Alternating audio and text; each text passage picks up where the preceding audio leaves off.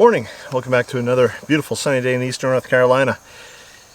I'm here at the potting bench today because, well, today we're going to do a bunch of different things, if you didn't tell by the title, because there's a bunch of little different things that need to get done around the garden.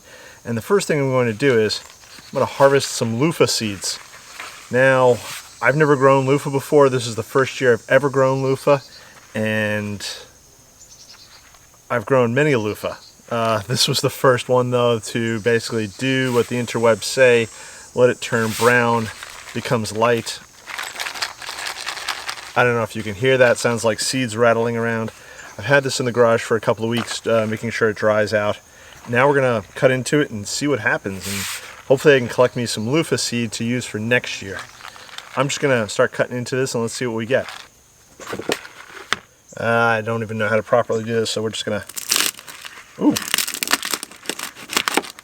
that's dry and crinkly. They say to peel back the skin.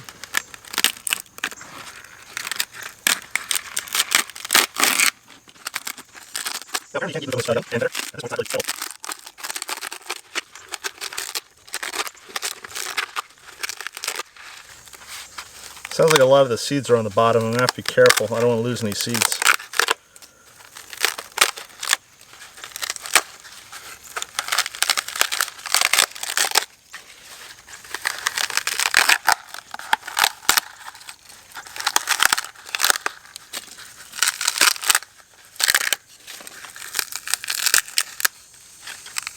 Oh yeah, I got seeds on the bottom here. Oh, there's still seeds in there. I don't know if you could see that. There's a bunch of seeds.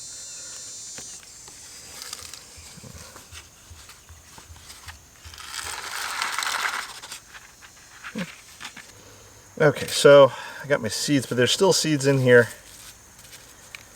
And this doesn't look that dense, and I'll show you what I mean in a minute. And cut this in half essentially. Yeah, let's start with one end maybe. If you've ever harvested or grown loofah, please let me know what the best way to sort of do this is. I could probably look this up on the internet myself, but sometimes the best teacher is experience. There's another loofah seed. Well, that one doesn't look, well, you know what? So there's a bunch of seeds in there. So this essentially now is a loofah sponge, although again I don't think this has the, oh, I'm still dropping seeds. I don't think this has the density that you normally would find in a commercially maybe grown loofah. Oh, I'm getting more seeds.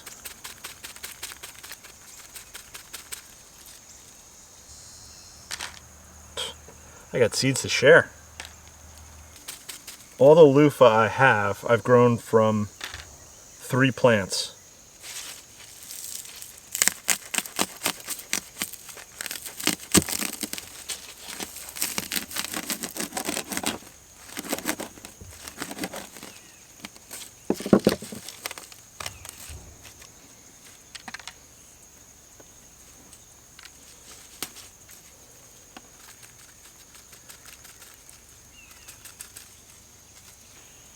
I wonder how they get all the seeds out of a sponge, commercially grown sponge.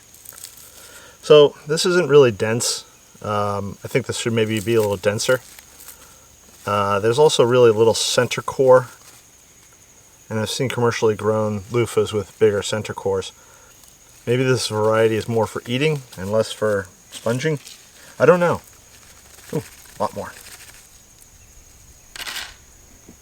I do believe I have more than enough seed. I don't know if you could see all that seed in there, if I can angle that right. There's a lot of seed. More than I'll probably ever need.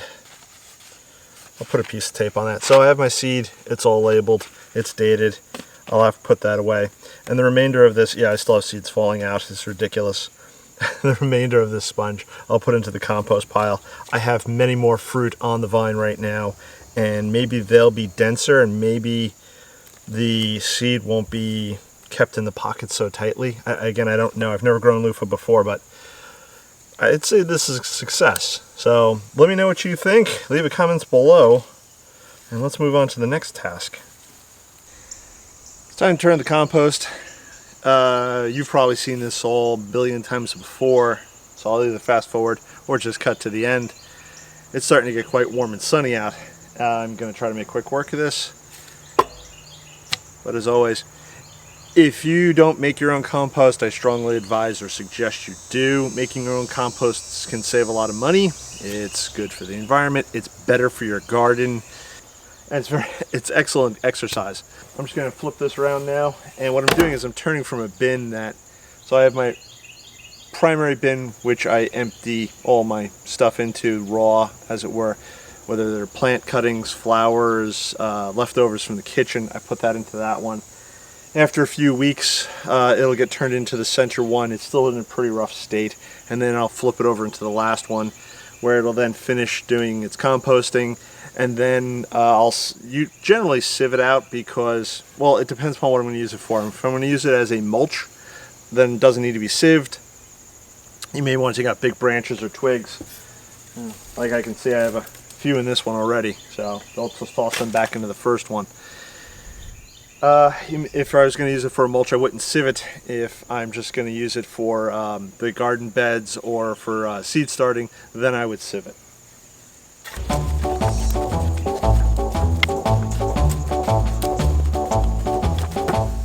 Alright, I'm all done with that. Let's go look at some carrots, because I have some bad news and good news about the carrots. Okay, so if you remembered, I started a bed of carrots. I think the birds got to them because they all disappeared seemingly overnight. I then turned around, replanted the carrots, and I put the bird netting up over the carrots so the birds wouldn't get to them. Well, the carrots aren't really growing, and I'm not sure why. I don't know if it's the soil mixture or if it's the sun, the heat. The variety I was growing is called Romance, and allegedly it was supposed to be heat tolerant. I really don't have any carrots growing. I have a couple little leaves that came up, and it's been like 3 weeks. I should have a little bit more than what I have. So what I'm going to do is I'll till over the bed.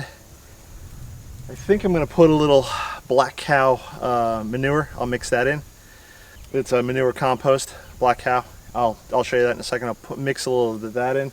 And then I'm going to plant carrots again for the third time, because third time's a charm, isn't it? And I think this time the variety I'll use is Hercules. So let me clean this up and then we'll get to planting. I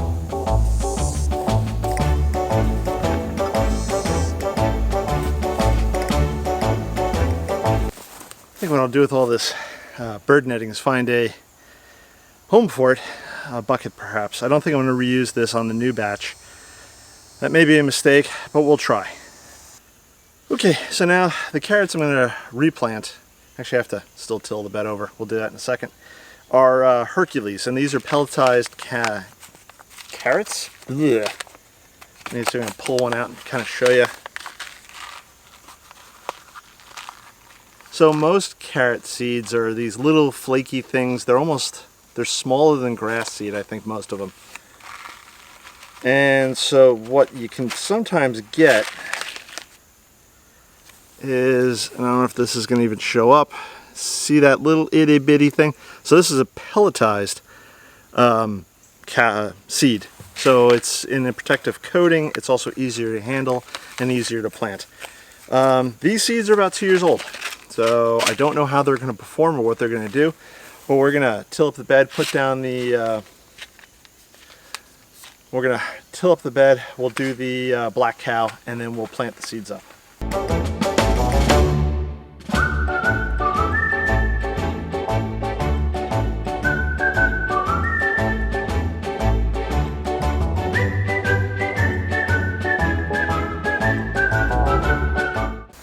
And being pelletized, it's also easier to plant the seeds and space them further apart so you don't have to thin afterwards.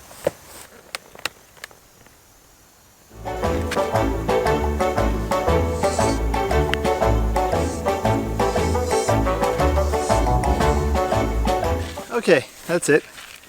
I'll give them a good water and we'll see. Maybe, you see what I do here? This is why my shirt gets all dirty. I wipe the dirt off my hands on my shirt, and then it gets all dirty, and then my wife looks at me like I'm some sort of Dirty guy. Hey, never mind. Anyways, so I planted the seeds. I'll water them in now, and then we're going to move on to a couple other projects. Alright, so one of the problems that I face here in eastern North Carolina, and maybe if you garden anywhere in the south or southeast, you may also encounter these problems. I have these horrible little fire ants, and they build these mounds, these nests everywhere. So when I lived in New York, we had ants. Ants are common to probably the entire world. The ants I had in New York, you either would never notice their home because they would never go above ground level, or if they didn't build a little mound, it was literally just a little cone-shaped mound, itty-bitty thing. Here in eastern North Carolina, they build these large, expansive, above-ground nests. I'm sure a lot of it is below ground. I'm not a bug scientist. I think they're called, I don't know what they're called. If I remember, I'll put the link below. But they build these large nests above ground. And what happens is, A, they're unsightly, and B, if you step in them and you stand there for more than a second and a half, they crawl all over you, or your child, or your dog. So I found this product. Now there's a ton of products on the market you could use. Most of them are highly poisonous to anything that's living, including people, dogs, children, ants. So they're not exactly good organically or environmentally, I guess. But I found this product from Fertiloom, I guess. Okay. It's called Come and Get It 2. It's a fire ant killer.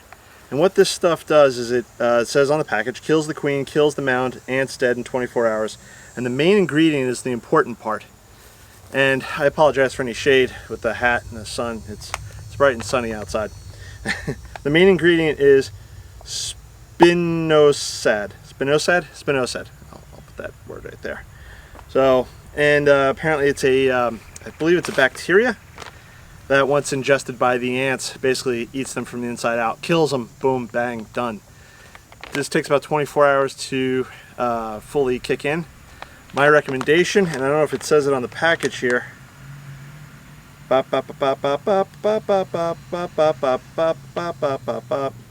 do not disturb mounds before, during, or after treatment. I find disturb the mound before the treatment, stay away from the mound. So typically the fire ants won't go too far away from the mound once it's disturbed, but once you disturb the mound, you put this stuff down, or at least I do. It's recommended you don't, and that's probably so you don't get bit. But I'll show you what I do in a second. And this way, when they come out of the mound in force, in vigor, they wind up attacking this stuff, taking it down into the mound, and then killing themselves and all their brethren, and the queen. It's safe to use around pretty much everything. They say how much to apply, about 4 teaspoons per mound. You don't need a lot, I've discovered that. Sometimes you have to go back and do a second treatment because not all the ants are dead. So at that point you just use a little less, they'll eventually eat it, and then they'll die. So, but let me show you how I put it down. Okay, so forgive my shadow, angle of the sun. So right here, in this garden bed, right next to my drain gutter, is a big pile of sand. I did not put it there. The ants did. This is what they do. So, I'm going to take the stick, and just to let you know that they're ants. There are ants. Now again, they won't go too far from the nest, but it's advised, if you're going to do this, not to stand too close to the nests. You can tell my shadow, a couple of feet away from the nest. That being said, I don't want to overstay my welcome too long.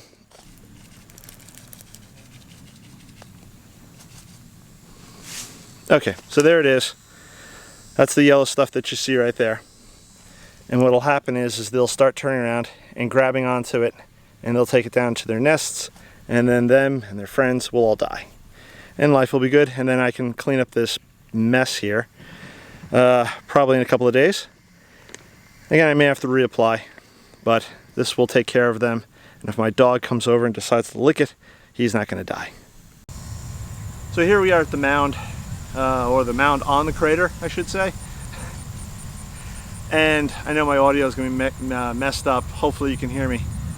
In front of me over here I have the Composting which is flowering again. It's almost, the one stalk is almost done flowering, so I'll have to cut that back. Right here, this plant is lemongrass, believe it or not. And it smells nice.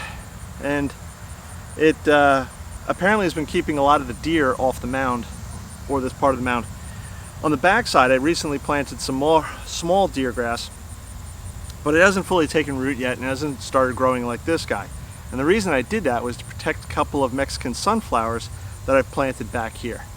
Now, I'm not going to show you them because they're pretty embarrassing and small, but it looks like recently, probably as early as maybe Saturday, today's Monday, the deer may have come by and taken a nibble out of the tops of them. Now, they previously did that and left me with just stalks, but the Mexican sunflowers started regrowing, which is fabulous. That being said, the deer decided to come by and do a little nibble again. So they've taken them, not completely down as bad as the first time, but they've taken a nibble. So the lemongrass is here to try to prevent that from happening. That being said, sometimes you need a little extra help. So I got myself some deer off, or deer away, or some sort of product here. This one is called deer and rabbit repellent, to try to keep the deer away. So it's basically a stinky spray that you put around. So I'll do that now. And then hopefully when the deer come by again, they won't like this.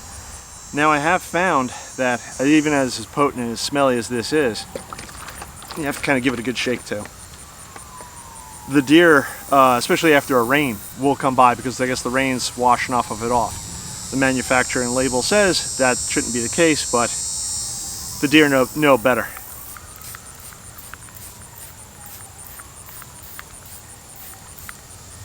Just a little bit of spray, and that should hopefully keep the deer away. And then hopefully, next time I'm here talking about the Mexican sunflower, they're over my head. Okay, so this is probably going to be the last project that I do today, or that you guys will see today. I have to mow the lawn in the vegetable garden, but you guys don't want to see that. That's dull and boring. Instead, I'm going to talk about my pawpaw plants. Now, if you remember, way back in February, I believe it was, I planted these pawpaw plants in containers. And one of them came broken. Ooh, that could be a problem. Okay, and one of them came broken, and I planted it into this pot, and it started growing, and life is good. But then recently they started looking a little bleh, and I couldn't figure out why. And there's a couple of different reasons why. One, it appears the taproot, or a root, is growing out of the bottom. That's not good. Two, there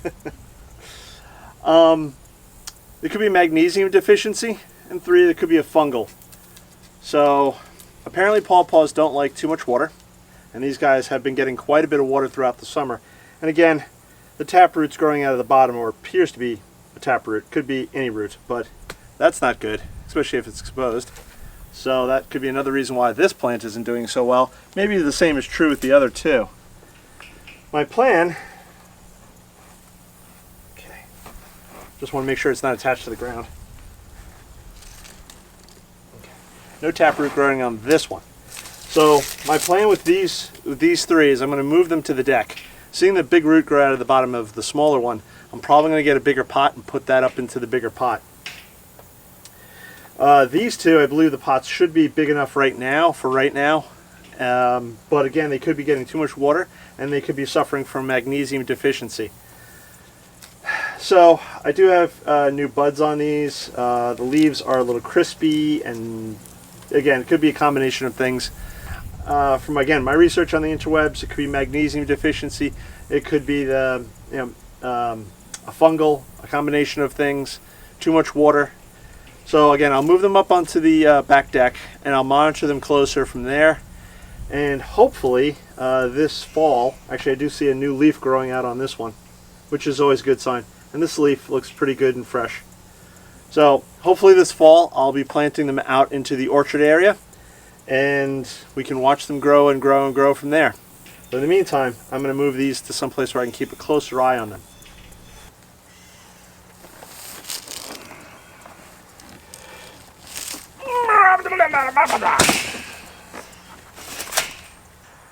Okay, so that's going to do it for today. Got this funny angle behind me, but the blue skies look so awesome. So if you haven't subscribed to the channel, please subscribe to the channel. Let your friends, families, loved ones know. Please share this on social media. Let everybody know that I'm this crazy guy in Eastern North Carolina, Zone 8A. And I'm trying to build a garden here on 1.5 acres. If you don't follow me on Instagram, follow me on Instagram. I'll probably put the thing right up over here. And I'm going to call it quits for today. Like I said, I'm just going to mow the lawn later on when it starts cooling off quite a bit. And I'll catch you on the next one. Bye-bye.